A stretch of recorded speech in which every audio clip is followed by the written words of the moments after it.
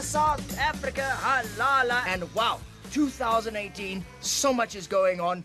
Elon Musk, a South African, launched an electric car into space. And he's from Pretoria. It was probably the first bakkie in space. And I thought immigration to Perth was far. The ultimate immigration is space. One giant leap away from black kind.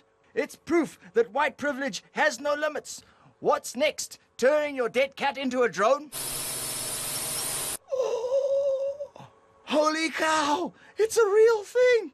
This year has been amazing. Scientists have found mineable ice on Mars. Imagine that, a mine on Mars. Think of all the possibilities for NUM, the National Union of Mine Workers, going to sign up Martians. But there's one mind-blowing event that stands above everything else. I have therefore come to the decision to resign as President of the Republic with immediate effect. None of us saw it coming, and to be honest, I don't think we were ready for it. Your thoughts on Jacob Zuma resigning? He must just go. He's just a mother. Guys, any thoughts on President Jacob Zuma's resignation? Him. We were ready for it. It's been a rough years, guys. It's been a rough 10 years, hasn't it? It's been like a 10-year car hijacking. We used to have racists running South Africa doing apartheid, and then we had a corrupt sex maniac, and now we have a billionaire. It's like we've been getting Donald Trump in installments. We should make the day he got fired a public holiday. National me, that was a long 15 years day. Jacob Zuma, fired by the ANC? That's amazing! That's like the Avengers beating Thanos by taking him to the CCMA. It's incredible. Jacob Zuma was the closest democratic South Africa has had to our very own Idi Amin, except that our guy can sing. He literally stole the show.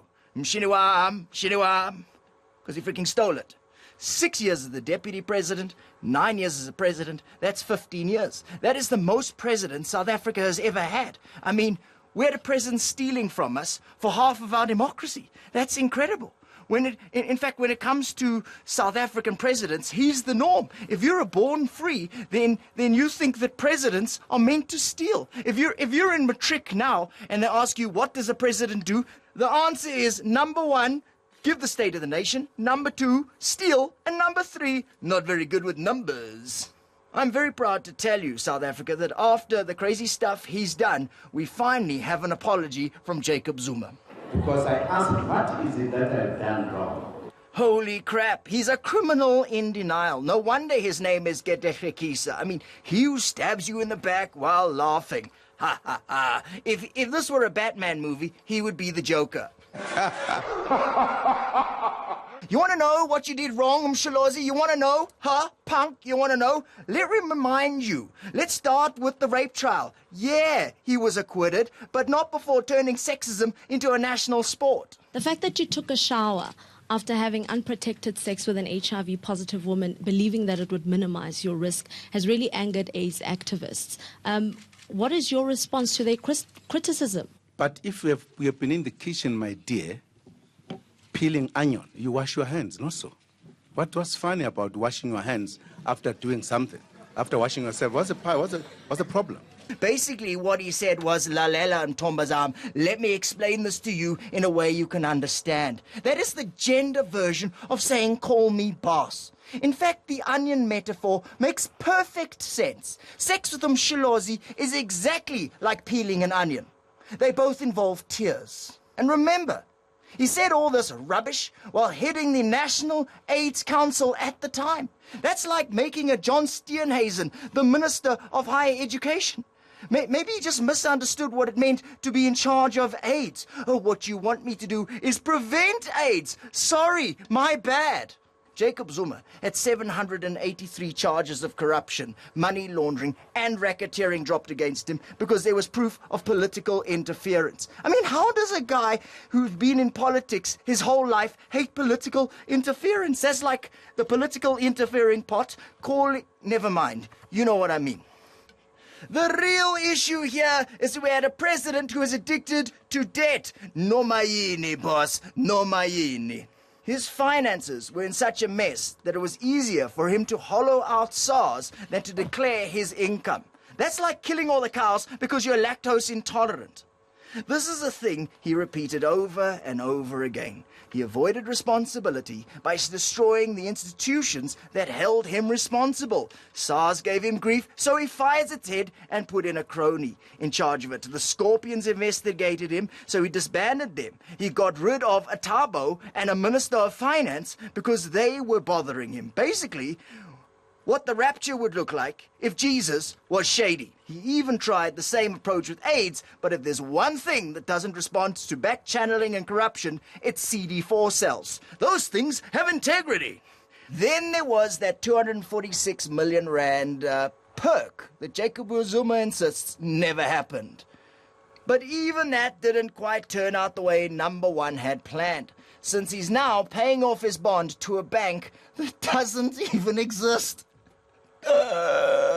Where do you send the payments? Brian Shivambu. I mean, come on, dude.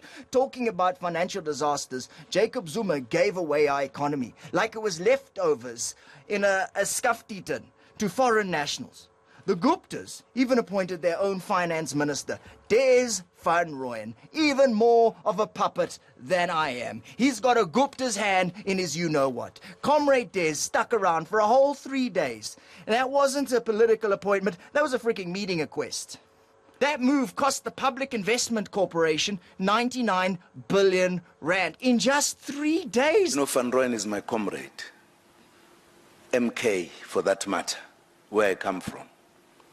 He's a trained finance and economic comrade. And more qualified than any minister I have ever appointed there.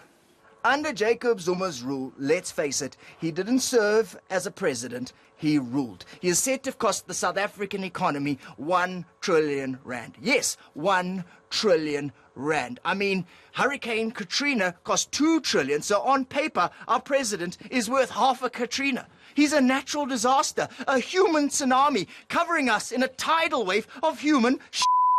So His Excellency, the Honorable Jacob G Zuma, spent all his time looting and dodging responsibility. While 44 people were killed in Marikana, our economy got downgraded. A red beret wearing political skid mark broke our constitutional political environment in Parliament, and 144 people died in Life Isidimeni. Numerous kids died in pit latrines, and our country was given to a foreign family, and a 104-year-old organization fell into the toilet.